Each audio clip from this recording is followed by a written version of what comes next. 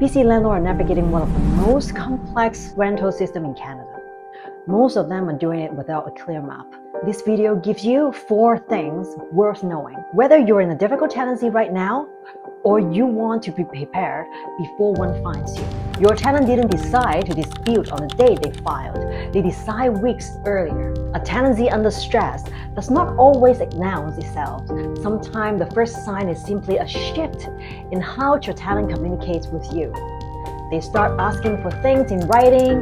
Requests that used to just happen in a quick conversation at the door, now they come by email. Their replies take longer, and when they do respond, the message feels more considered than usual. Some things you said get clarified or correct in writing. Nothing dramatic, just a change in tone and texture that feels different from how things used to be. This shift does not necessarily mean something is wrong. A tenant's going through difficult time, financial pressure, housing stress, personal circumstances may become more careful in how they communicate simply because it feels vulnerable. What it does mean is the tenancy has entered a more sensitive phase, and both sides are now operating with more awareness. As a landlord, the right response is not suspicion, it is care and clarity. Match their written preference, respond in writing, keep your tones respectful and factual, and keep your own records of communications, not because you're preparing for a fight, because clear, documented communication protects both parties if there is ever a misunderstanding about what was said or agreed. The landlord who struggle most in disputes are not always the one who did the wrong things. They're often the one who did the right things but have no records of it. When communication starts to feel more formal, take that as a signal to be more careful but not more defensive. That shift in communication is usually the first thing you can notice. What comes next is harder to ignore. Not every difficult tenant start out that way, but there are signs that tenancy is moving from strained to something more serious.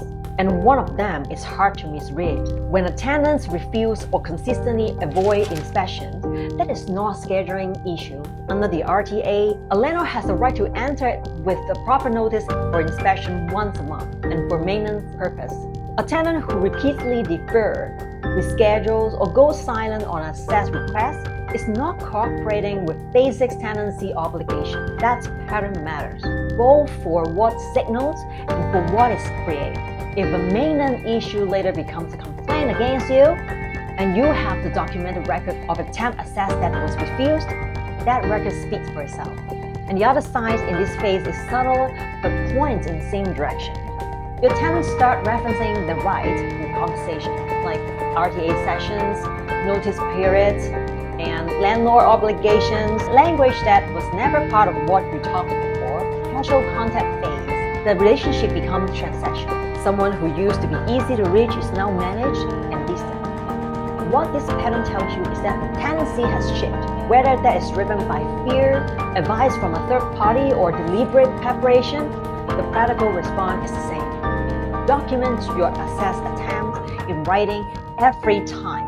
Respond to every communication on record. Make sure your own conduct is clean and consistent with your obligation under the Act. A good tenant who is going through a hard time will usually come back to a reasonable communication when approached with clarity and respect. A tenant who is building a position will show you through a consistent pattern of avoidance and non-compliance. You cannot always know which one you are dealing with at first. What you can control is how well you document your side of the tenancy is what you find out. Once you see the pattern, the question changed. What do you actually do? If ending the tenancy is the right move, here is where the most landlords take their first mistake. Before you open the notice to end tenancy portal, stop. The most common mistake BC landlord make is treating the notice form as the starting point, but it's not. The starting point is confirming that your reason for ending the tenancy is valid under the RTA. Filing before you have done that does not just create a procedural problem. It can expose you to a bad faith eviction claim before the process has even properly begun. BC law allows a tenancy to be ended for specific reasons only.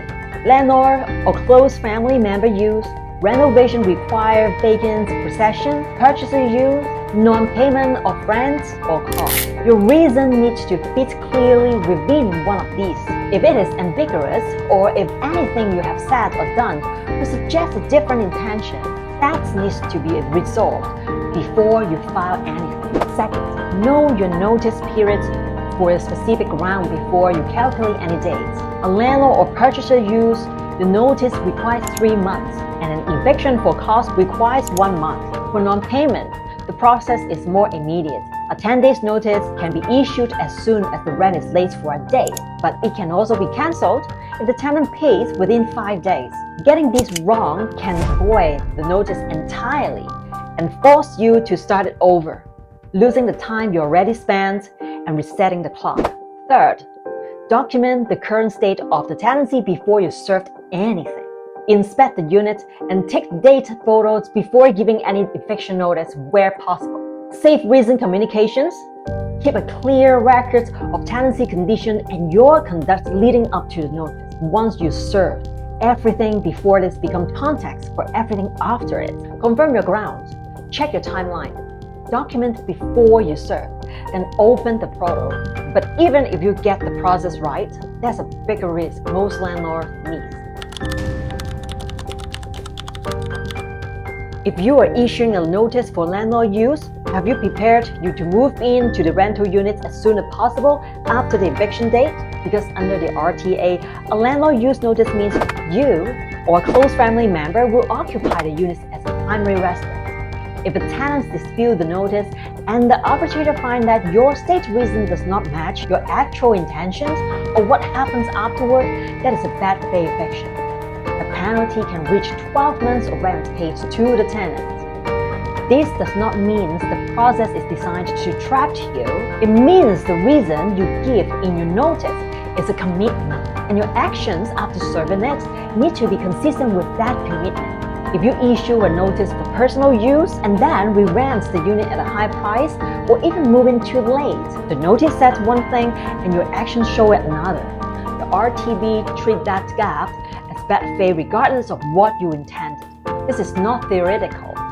There are real cases where landlords intend to move in but delayed doing so while completing work in a unit. Even something as simple as replacing carpets, a delay of a couple of months was enough for an arbitrator to find a bad faith, and the landlord was ordered to pay the equivalent of 12 months of rent. The issue is not the work itself.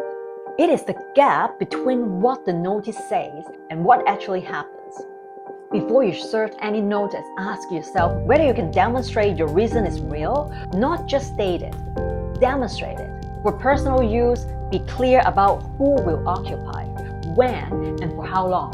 Keep that evidence that supports your intentions. Communications, plans, circumstances that explain the timeline. The notice opens the process. What supports the notice is what protects you if it gets challenged. Procedure gets you through the door. Evidence keeps you on the right side of it.